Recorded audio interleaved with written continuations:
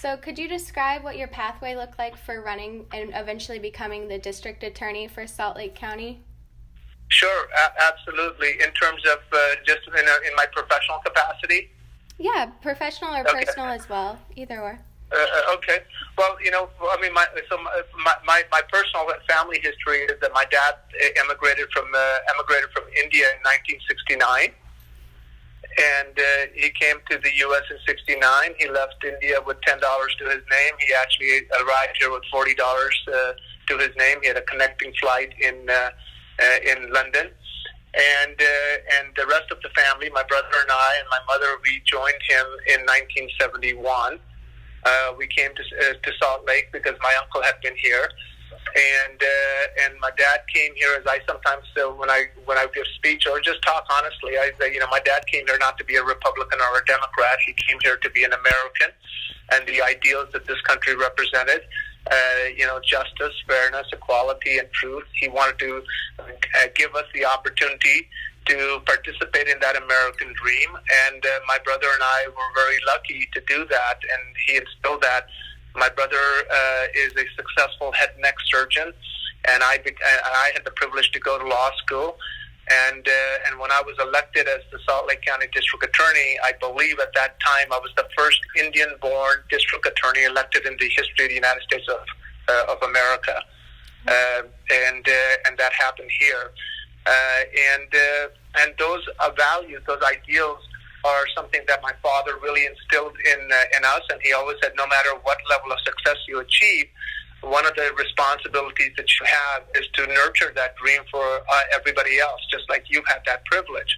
And so running for public office for me in public service really has been a way that I honor my father's sacrifice, and also what I think is my responsibility and a privilege to serve my community, to pursue those same ideals that drew him here and that became an intricate part of who I am politically. And my pathway happened to the DA's office. I went to the University of Utah. I have a degree in history and a degree in philosophy. I went to Lewis and Clark College out in Portland, Oregon. I went there really because I thought I was going to be an environmental lawyer, because at that time they had the number 2 program in the country and for environmental law. So I got my JD there, as well as a certificate of specialization in environmental and natural resources law. I was on the West Coast. My brother was going to medical school at George Washington University on the East Coast, and we both made a decision to come back to Utah. And he made it as far as Colorado, and I made it to Utah because my parents were here.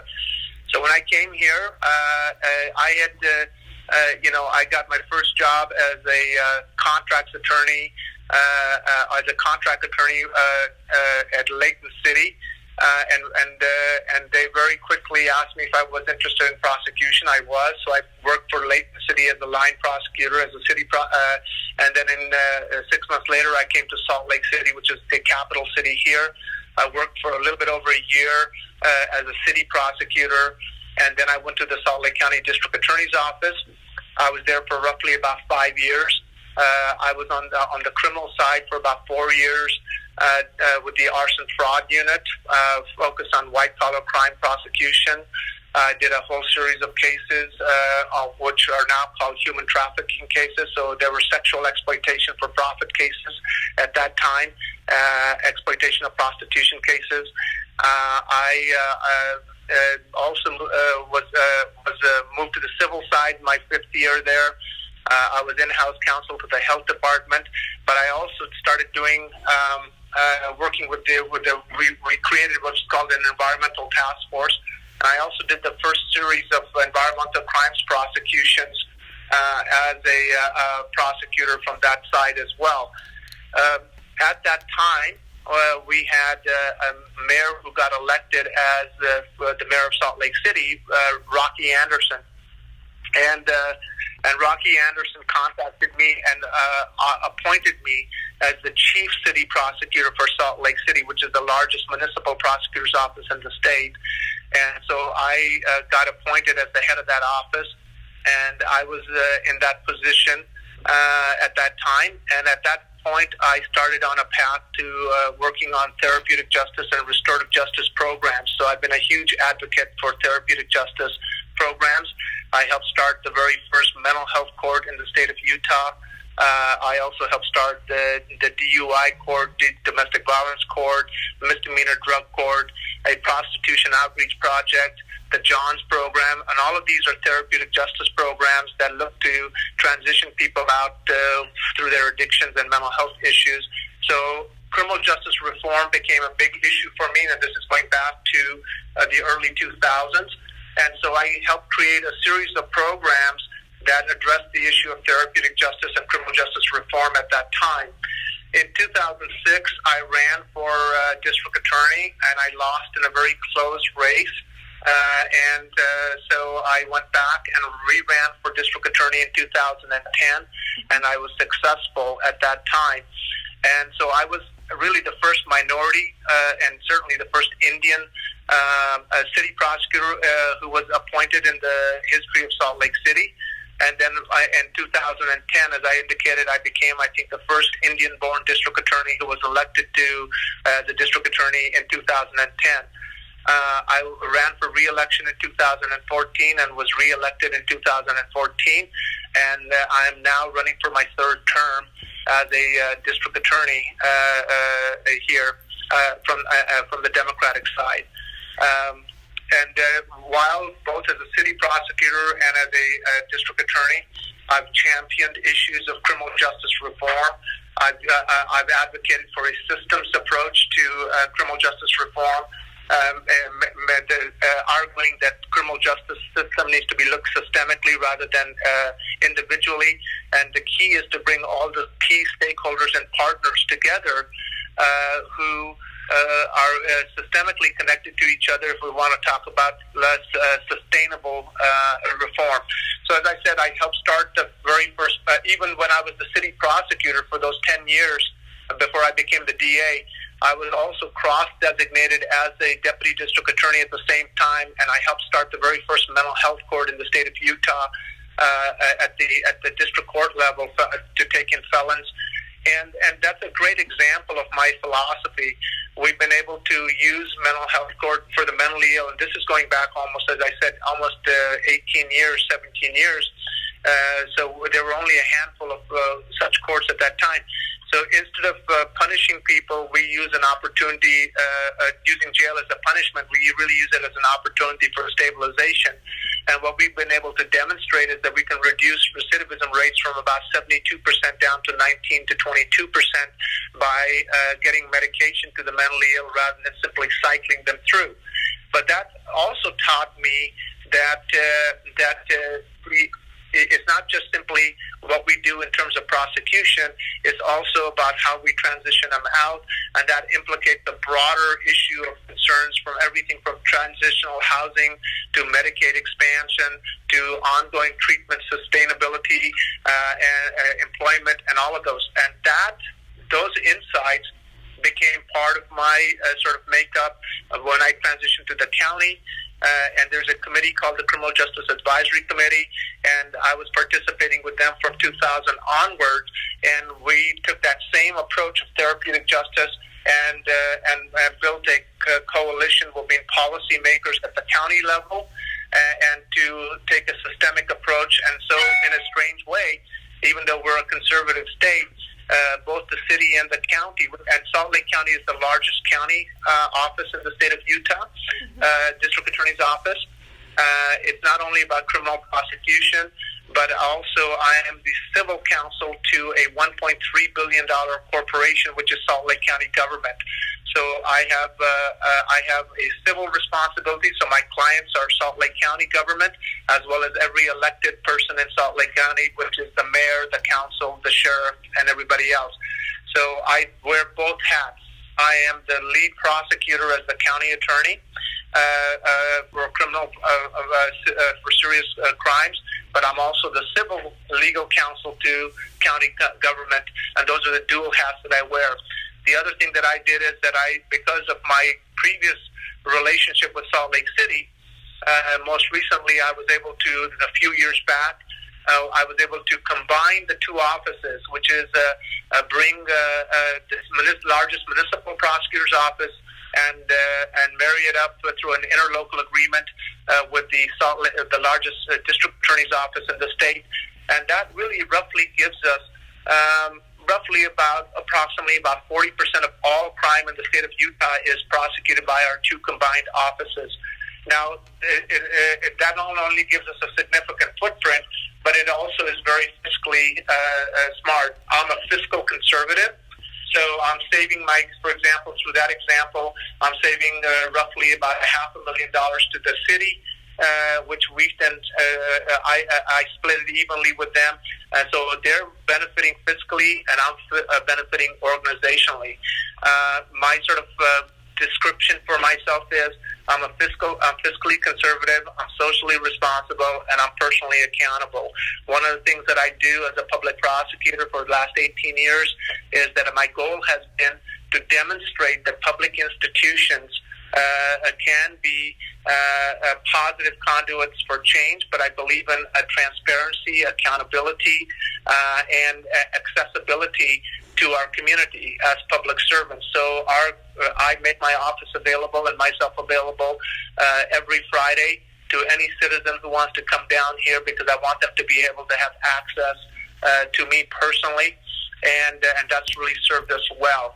That, in a very broad brush, kind of gives you a description of who I am and how I ended up where I am at this point. And at this stage in my career, myself and Ben McAdams, right now, which is a sad commentary, but we're the two highest elected Democrats in the state of Utah. Okay. Me as the county attorney, and Ben McAdams as the county mayor. And Ben's running for Congress, and they've asked me to run for Congress and for Attorney General and different positions to take the next political step. But I'm very old-fashioned in the sense that I came here to do a job, which was to make a generational change in our office. And we have done some incredible things. I just finished a $65 million project building a new home for the district attorney's office. That gives us a 50-year footprint, but we will also save $13.1 million for the taxpayers by that project. So those are the kind of things that I'm involved in. The other things from a civil side that I'm involved in, I've led out with my county, along with some of the other counties around the country. We're suing Big Pharma for the opioid problem. We've led out on filing litigation on behalf of the county for fair tax policies, etc. So that's another part of my portfolio as well. Yeah, it sounds like you've set some really deep roots in Utah. You've found your place. Could you just tell us a little bit about your involvement with the Indian American community in Utah, what you do to stay connected or anything like that? Absolutely. So as I said, my father came here in '69. My mom and all of us, we came here in '71. And here's another story that sort of shows that connection. At that time, there were very few Indians here, and in fact, we lived by the University of Utah. And there were usually a lot of graduate students who were at the university and some professors. And almost every weekend, my mom would make Indian home food, and all the poor Indian students who couldn't find there wasn't an Indian restaurant or anything here at that time. So our house became this place where all these graduate students would come every weekend and eat home-cooked Indian food, Yeah. So that really started my connection within the Indian community as sort of a diaspora of people who were here. And it started with a very small number of people, and over the years, our Indian community here has grown, and Asian community in general has grown, whether it is from India, from Pakistan, whether it's all professionals and students, and now. Fast forward to 2018, we have actually a pretty robust Indian community here. My father helped start the very first Sikh temple here. We have a Hindu temple, a couple of Hindu temples here. We've got a Muslim mosque, several Muslim mosques here, and everybody everybody gets along, and it's a very vibrant community. We have a lot of professionals, a lot of business owners, a lot of CEOs in terms of tech companies and entrepreneurs. And it's a very thriving community for the size that it is here in Salt Lake. And with the advent of the Silicon Slopes, it's become a mecca for tech companies that are coming here. That has brought in a new wave of Indians with Microsoft, Adobe, and different tech companies here, Amazon, et cetera, et cetera. Yeah, that's great. And it's so amazing that you've been able to see the community grow in that way. So what impact do you see these future generations of Indians and Indian Americans making on the political process in Utah, and how would you like to see them involved in politics? That's a great question. In fact, one of the things that when I sometimes give speeches or talk to our groups, I tell them, as Indian immigrants, we came to this country, and one of the core ethics that we've had, we're very hard workers. We're very driven because this was a new land to us. And sort of like in the spirit of the pioneers, we came out here and we worked hard. We have a great, so I tap into this for my heritage. We have a great sense of community. And as you know, if you grew up as Indian, when we meet new people, we always call them uncle or auntie. You know what I mean? Yeah. And we have this sense of familial connection. We have a cultural connection. We're connected with food. And so there's this great sense of community. And I've used that sense of community to inform the way my notion of public service comes about. And when I talk to them, I say, every field that we have chosen, this is now our home. And we are successful in the sciences. We're successful in the businesses. We are successful as entrepreneurs and doctors and engineers. But you can never say it's your home unless you also get involved politically. Being politically present and being at the table of policy making is really when you fully absorb your home and you are welcome there. So I've challenged our community to say that the next generation of Indians who are here, who are second generation and so forth, that we need to get politically involved.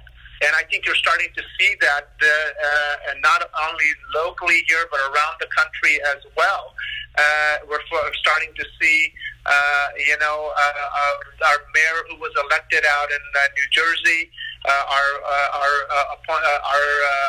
attorney general out there, Garibal. We've got many folks who are running for Congress and local elections, and I have really encouraged our community and the next generation to get involved. And what's really exciting is that, especially in the area of law, which we're starting to have a greater presence in, because as immigrants, we were always taught to go into the sciences or go into medicine or business, but we never really thought about law. And what's been really interesting locally for me to observe is that there are so many Indian families now whose children are actually graduating from law school. I can probably count between 10 to 15 Indian families here whose children have all gone off to law school, Yeah. And they're getting involved politically, whether it's working on environmental issues or working on campaigns or getting involved in local government. That is really exciting to see that avenue of politics become open for them. And I feel really proud that I got to play a part within that political process over the last several years. Yeah, that's great. And then just for those young people who don't know what the first step would be, what advice would you say for them if they'd like to get more involved? What's that first step they need to take? Well, the first step is, like with I always say this. First of all, find your passion. Whatever and be honest with whatever that passion is, and discover that passion. Is your passion the environment? Is it local government? Is it politics? Is it a particular cause or issue, or a particular change that you want to do?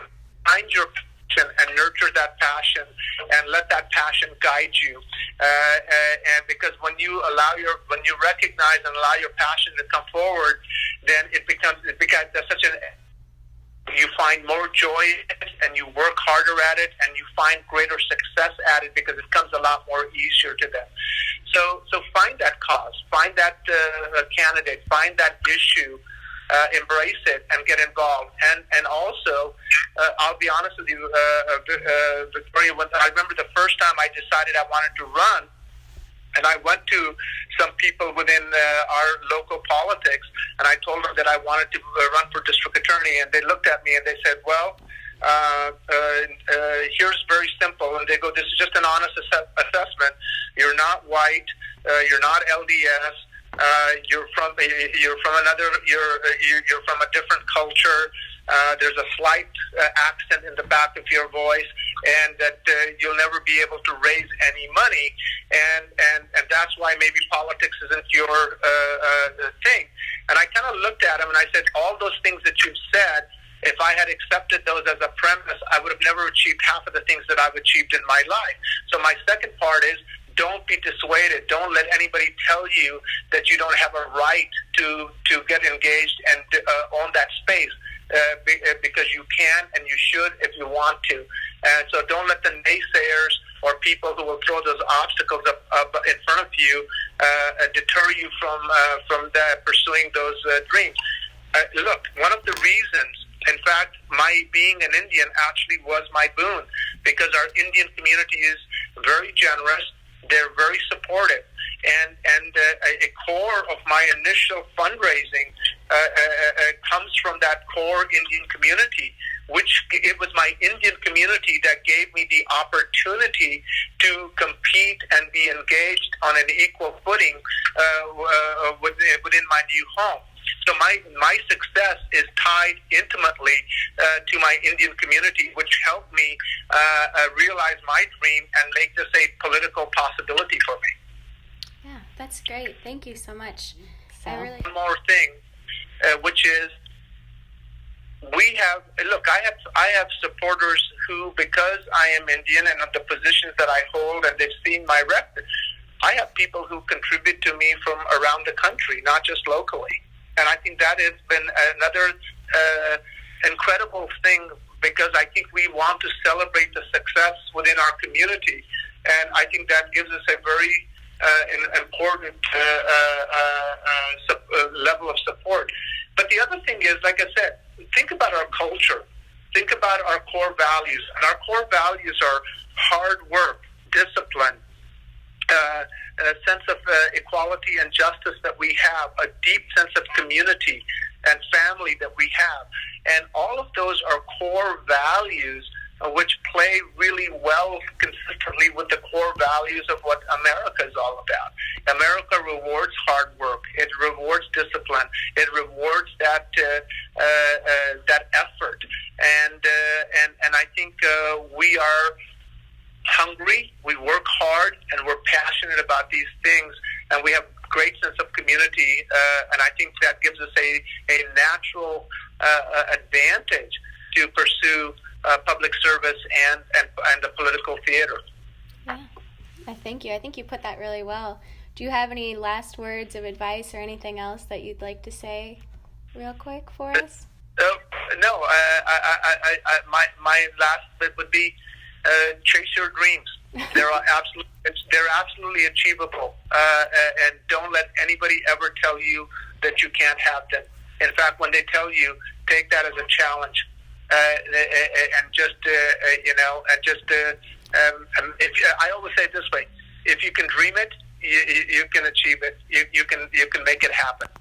And what I really hope that the next generation of either Indians and other people in my community, what they see is that, as I started the conversation, I gave a keynote speech to the state party convention when we had our state Democratic convention, and I talked about it, what my father's sacrifice meant to me, and what it allowed me to achieve, and why we came here, and why that my community and my father's sacrifice and the people who came before me allowed this opportunity to happen for me as the pursuit of the American dream. And I absolutely believe in that. And part of the American dream is anything is possible if you're willing to invest the time and effort to make it happen for you. And I absolutely believe in that.